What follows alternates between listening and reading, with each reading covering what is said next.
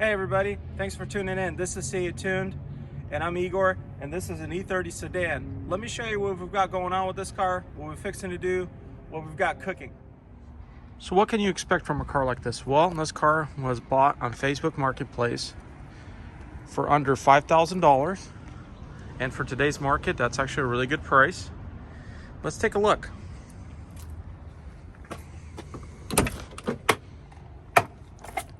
You hear that popping?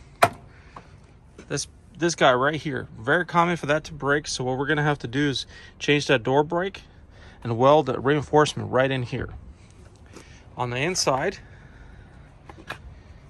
this is an E model, so we don't have sports seats. It is a manual, which is a plus. We've got no shift boot, not a big deal. We've got a cracked dash. What we do have is a good headliner. Just needs to be cleaned up. Manual sunroof with a missing knob. At the rear, the biggest issue was the seat. Seat is cracked at the seams.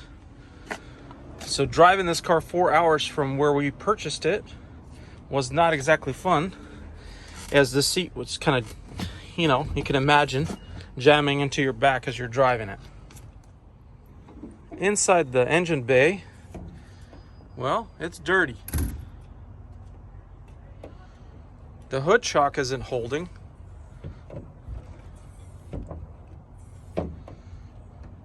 Although it drives fine, and it did pass California emissions.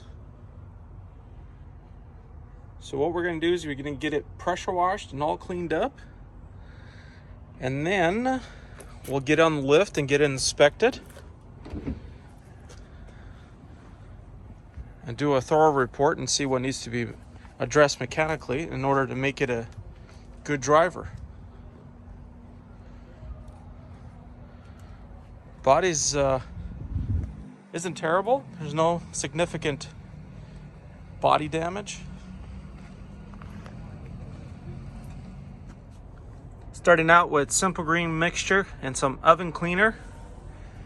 We want to get all this crap and crud cleaned out. I'll already spray the engine bay, let it soak for a bit. Then we'll use a pressure washer and get it all cleaned up.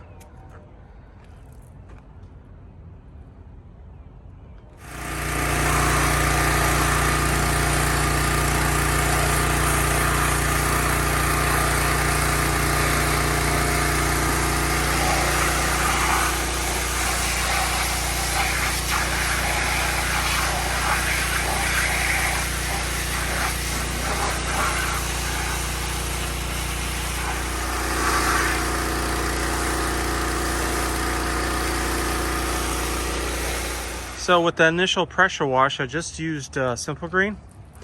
If you use Easy Off heavy duty oven cleaner, this stuff really works, but you don't want to leave it on there too long because it can eat through paint. Also, it'll eat through skin, other stuff. So hand wash as well after the pressure washing. The pressure washer really did a number on all the grime. Man, this thing had grime for years and years. But it's already looking better. Steelies, they really gotta go, so I really don't care about those, but it's everything else. You can see it already looks a ton better. But gonna do the oven cleaner next, and then we'll pressure wash that off. All right, let's take a look after the pressure washing and all the washing. I think the difference speaks for itself. It's like night and day.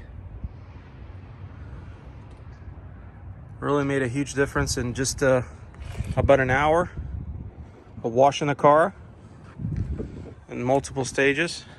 Not too worried about the paint. That's not really coming back. I mean, obviously the side of the doors are fine, but the California sun has really hit the top, really worn out. But that's not what we're going for on this car. But it has really cleaned up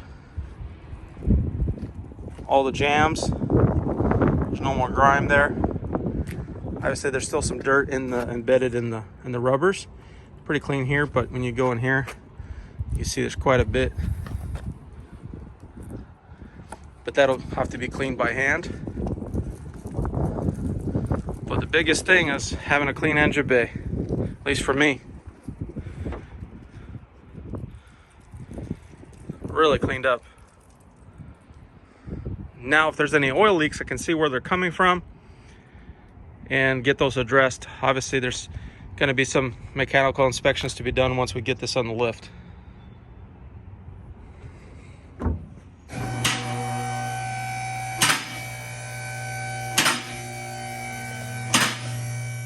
Hey everybody, so since the last segment of this video with us washing the car and pressure washing, we got these Alpina wheels on here. The last wheels that were on here was just bottle caps, and the tires were approximately 14 years old, so that was a little dangerous. We had these puppies in stock. We went ahead and put them on. Obviously it made a statement as far as visual impact, and then also having the brand new tires on here made a huge difference. Okay, let's do a little mechanical inspection, starting from the rear and work our way to the front. At the rear, looking at the muffler, it's obvious it needs to be replaced. There's pieces of metal coming off, and obviously, I mean, I can almost put my hand inside it, so it's obvious it needs to be replaced. Someone's tried to do some cutting here, maybe to replace the muffler. It's hard to tell. The differential, we've got a 293, that's an open. It doesn't have an S on it, which means it's not an LSD. The axles, while they're okay condition, we've already got replacements in mind, and we'll go ahead and replace those. The shocks, you know, in driving the car, I can tell you they are blown. They're making a ton of noise. All right, let's work our way through. Not a whole lot of rust on first inspection that I could tell. There is this one little spot here at the rear around the battery area. You can see it's starting to develop, and if you poke it, it's still hard, but this is an issue that would need to be addressed. You know, some of this rubber insulation is starting to come off, and so in saving the car, we'll be fixing this, and I'll do a separate video on that. Let's go back to the rest of the exhaust. The cat looks like it's been replaced. It looks like a late model catalytic converter, which is good. I'm sure the last one was probably, you know, in the same shape the muffler was in. The floorboards are in excellent shape. The transmission is definitely, you know, leaking. There is a significant leak there. Driveline support in Guiba should probably be replaced because we don't know when the last replacement was. The transmission mounts, they are in sad shape. Working through control arms. If you look over here, you can see it's starting to split. Same thing, the front shocks are definitely gone. And driving it, I can tell you that it's all over the road and it's in terrible shape. There, the brakes, the rotors, you know, you go to brake and there's barely any brake feel. It's a lot of shaking there. At the rear, it's even worse. You see that rotor, the huge lip on there. And the pad, not much of a pad left at all. So the brakes are one of the first things we're going to address. Not only that, but obviously replacing the suspension. Power steering rack, also lots and lots of leaks. You can see around the boots. And looking inside, power steering pump is leaking, the hoses are leaking, and that engine ground has seen better days. It's completely yellowed out. It's really important to replace that. So mechanically, we've got a lot of work to do. We've got a lot of work ahead of us. That's not a problem. The main thing we want to address first is brakes and suspension. So we're going to go ahead and get started with that. For the suspension, we've got our own coilover set prepared and ready to go. We've already welded the front spindles. This is a proprietary system here we're going to go ahead and test. This is basically our tarmac rally with the newest internal dampening. So we're going to go ahead and test that on our own vehicle, so that way we can implement the changes if we find that we like it onto the street cars.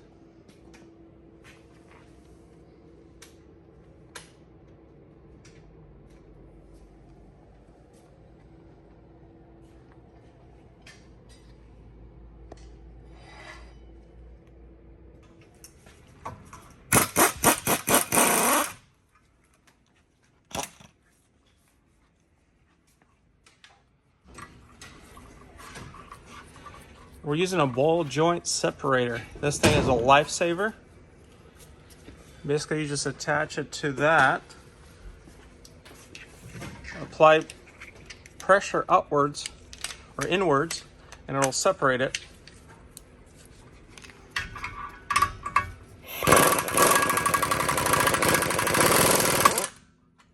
And that's all it takes. Pops it loose.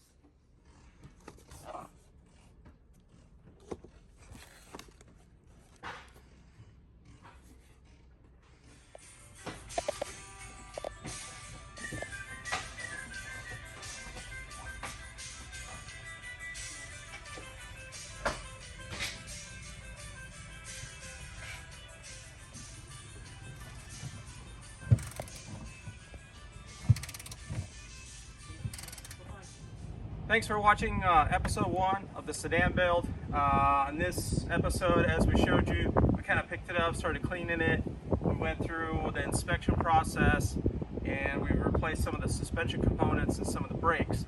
On the next episode, we're going to be starting with a new engine build. And the reason for that is this engine, which is an E motor 2.7, is a little less powerful than we'd like, and at the same time it leaks just about from everywhere.